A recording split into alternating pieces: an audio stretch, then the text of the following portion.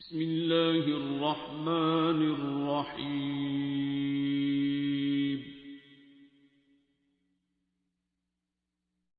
السلام علیکم ورحمۃ اللہ وبرکاتہ۔ آج کی اس ویڈیو کا آغاز کروں گی ان اکرمکم عند اللہ اتقاکم۔ اللہ کے نزدیک تم میں سے سب سے شریف وہ ہے جو تم سب سے زیادہ متقی ہے۔ عام طور پر دنیا میں شریف اور بڑا آدمی اسے مانا جاتا ہے جو سب سے زیادہ پڑھا لکھا ہو، جو نسل اور رنگ کے اعتبار سے اونچا ہو، جو سب سے زیادہ مالدار اور پیسے والا ہو، جو سب سے بڑے عہدے اور مرتبے والا ہو۔ اسی طرح جس کے پاس اقتدار ہو یا اور ایسی کوئی چیز جو اسے دوسروں میں ظاہری طور پہ ممتاز کرتی ہو تو ہمارے ہاں اس کو بڑا آدمی سمجھا جاتا ہے۔ لیکن اسلام کی نظر میں تعلیم، مال، خاندان، رنگ روپ، عہدہ اور اقتدار شرافت اور بڑائی کا معیار نہیں۔ اسلام کہتا ہے تم میں سب سے زیادہ شریف اور بڑا وہ ہے جو تم میں سب سے زیادہ متقی ہے۔ متقی کا مطلب یہ ہے کہ جو اللہ کی نافرمانی سے ڈرتا ہو، جو محض اللہ کی خوشی حاصل کرنے کے لیے برے کاموں سے بچتا ہو اور اچھے کام کرتا ہو۔ اسلام یہ دعویٰ زبانی ہی نہیں کرتا، اس نے اس دعوے کے ثبوت میں ایک ایسا معاشرہ نمونے کے طور پر پیش کیا جس میں بڑوں کا بڑا وہ تھا جس نے اپنی زبان سے، اپنے کاموں سے اور اپنی جان کی بازی لگا کر متقی ہونے کی گواہی دی۔ اس معاشرے میں ایسے بھی تھے جو نہ تو پڑھے لکھے تھے، نہ نسل کے اعتبار سے اونچے تھے، نہ رنگ اور روپ ہی رکھتے تھے، نہ مالدار تھے، نہ کوئی عہدہ رکھتے تھے اور نہ کسی قسم کا کوئی اقتدار ہی ان کو حاصل تھا۔ ہاں متقی تھے اور محض اسی وجہ سے انہیں اسلام نے اتنا اونچا اٹھایا۔ یہ جاننے کے لیے نمونے کے طور پر حضرت بلال رضی اللہ تعالیٰ عنہ کے مختصر حالات بیان کرتی ہوں۔ اللہ اور رسول پر ایمان لانے والے جو ایک اسلامی معاشرہ بنا کر دنیا کو صحیح اسلام سے روشناس کرانا چاہتے ہیں، ان کے لیے حضرت بلال رضی اللہ تعالیٰ عنہ کے حالات کے بارے میں بڑی نصیحتیں موجود ہیں۔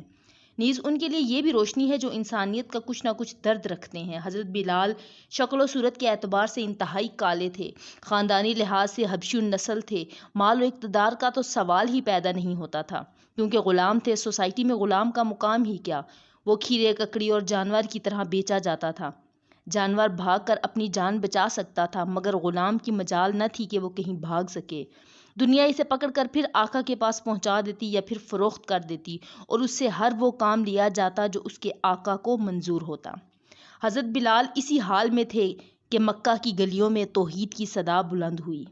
حضرت محمد مصطفیٰ صلی اللہ علیہ وآلہ وسلم نے انسان کو ہر قسم کی غلامی سے نجات دلانے کے لیے آواز اٹھائی۔ آپ صلی اللہ علیہ وآلہ وسلم نے پکار کر کہا، غلامی صرف اللہ کی درست ہے کیونکہ اس نے پیدا کیا ہے، پیدا کر کے رزق دیا، ضرورت کی ساری چیزیں دی، اس لیے حقیقی مالک اللہ ہے۔ جو بات اللہ کی مرضی کے مطابق ہے وہی ٹھیک ہے۔ اپنی خواہش اگر اللہ کے حکم کے ماتحت ہے تو مناسب ورنہ نامناسب۔ خاندانی رسم و رواج اگر اللہ کے حکم کے تابع ہیں تو درست ورنہ جان کا جنجال۔ انسان پر انسان کا حکم اگر اللہ کے حکم کے مطابق ہے تو صحیح ورنہ ظلم۔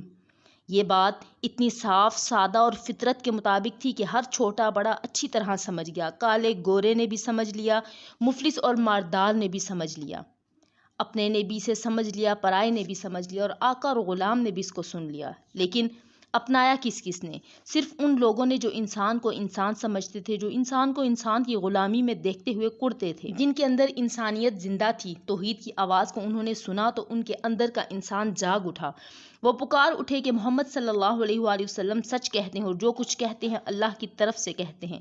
لیکن جن کے دل میں غرور تھا، جو سرمایہ دارانہ ذہنیت رکھتے تھے اور جن کے منہ کو کمزوروں کے جسم کا خون لگ چکا تھا، وہ آقائی کے مزے لوٹ رہے تھے اور اس آواز کو برداشت نہ کر سکے۔ سمجھ گئے کہ اگر اس آواز پر ایک معاشرہ تیار ہو گیا تو انسان پر انسان کی خدائی کے مزے پھر کہاں رہیں گے۔ تو ہر قسم کا لالچ دے کر روکا گیا۔ باپ نے بیٹے کو روکا، بھائی نے بھائی کو روکا، چچا نے بھتیجے کو روکا، آقا نے غلام کو روکا۔ جس طرح ممکن ہو سکا ہر کسی نے دوسرے کو روکنے کی کوشش کی۔ اللہ کی مشیت کو کون جان سکتا ہے؟ حضرت بلال مکہ کے سب سے ظالم ترین انسان امیہ بن خلف کے غلام تھے۔ توحید کی صدا اور پیارے رسول صلی اللہ علیہ وآلہ وسلم کی ادا دل کو کچھ ایسی بھا گئی کہ لمحہ بھر دیر بھی ناقابل برداشت ہو گئی۔ سنتے ہی پکار اٹھے، اشہد ان لا الہ الا اللہ واشہد ان محمدا رسول اللہ۔ امیہ بن خلف جیسا شخص یہ کیسے دیکھ سکتا تھا کہ اس کا غلام کسی دوسرے کو خدا بنا لے؟ بلال رضی اللہ تعالیٰ عنہ کی جان کو آ گیا، الامان الحفیظ، وہ ظلم ڈھائے گیا، ان کی یاد سے رونگٹے کھڑے ہوتے گئے۔ عد کی تپتی ہوئی ریت جلتے ہوئے پتھر کے ٹکڑوں اور دہکتے ہوئے انگاروں پر لٹایا، گلے میں رسی کا پھندا ڈال کر شریر لڑکوں کے ہاتھ میں دے دیتا کہ گھسیٹتے پھریں، لیکن جب زبان بلال رضی اللہ تعالیٰ عنہ سے عہد ہی عہد نکلتا تو منہ کے بل کنکروں اور پتھروں میں لا کر اوپر سے پتھر کی وزنی سل رکھ دیتا اور جلتی ہوئی ریت پر میدان میں ڈال دیتا۔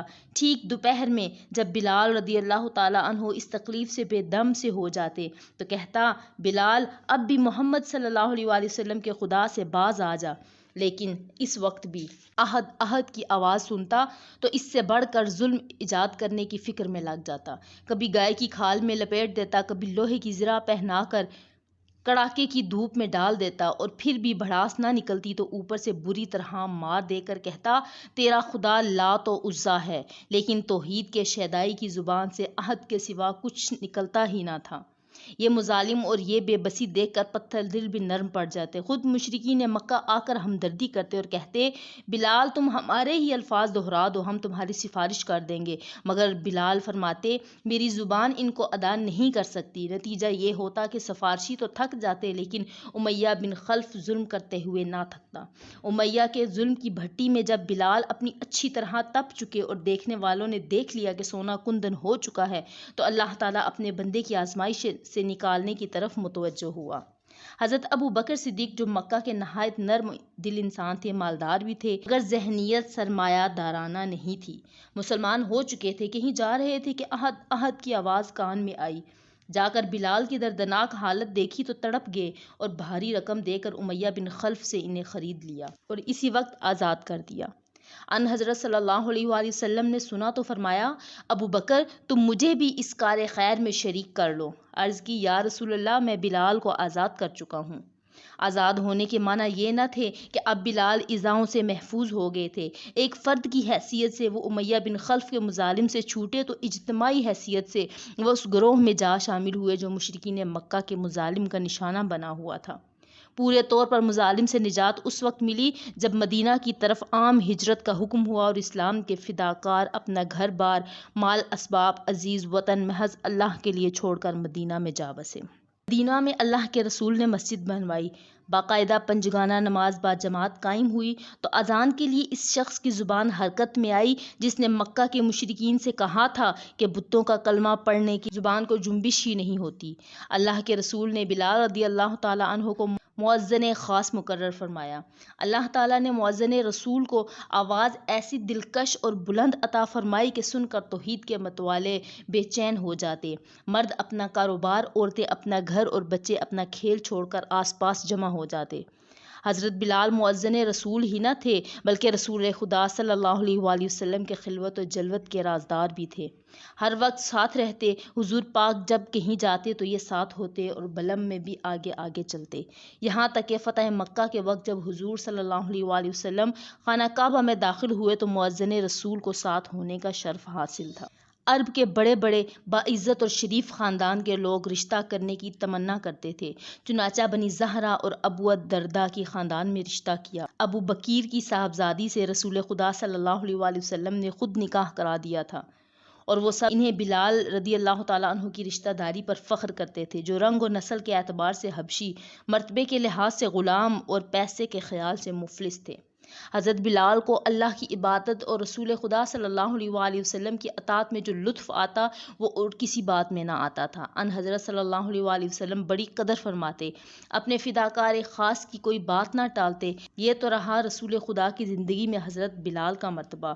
خلیفہ اول حضرت ابو بکر بھی انہیں ایک منٹ اپنے سے جدا نہ ہونے دیتے تھے۔ ایک دن حضرت بلال نے ان سے کہا، میں نے رسول خدا سے سنا ہے کہ خدا کی راہ میں جہاد کرنا مومن کا سب سے بہتر کام ہے، اس لیے میں چاہتا ہوں موت کے وقت تک اس کار خیر میں لگا رہوں، یعنی مجھے کسی مہم پر جانے کی اجازت دیجیے۔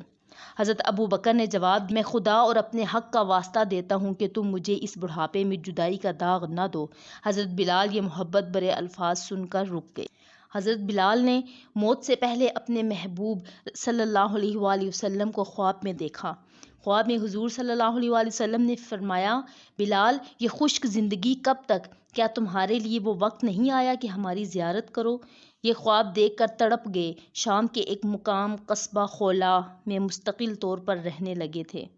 وہاں سے چلے مدینہ میں آئے، خاندان محبوب اور یاران رسول صلی اللہ علیہ وآلہ وسلم سے ملے، واپس ہوئے۔ واپسی کے بعد دمشق میں وفات پائی اور وہیں دفن ہوئے۔ انا للہ و انا الیہ راجعون۔ اللہ کی رحمت ہو ایسے پاک باز اور بلند انسان پر، اور رحمت ہو ان پر جو محبوب رسول صلی اللہ علیہ وآلہ وسلم کی زندگی کو اپنے لیے نمونہ بناتے ہیں۔ امید ہے کہ یہ ویڈیو آپ کو پسند آئی ہوگی۔ ملتے ہیں ایک نئی ویڈیو کے ساتھ، تب تک دعاؤں میں یاد رکھیے گا۔ جزاک اللہ خیرہ۔ اللہ حافظ۔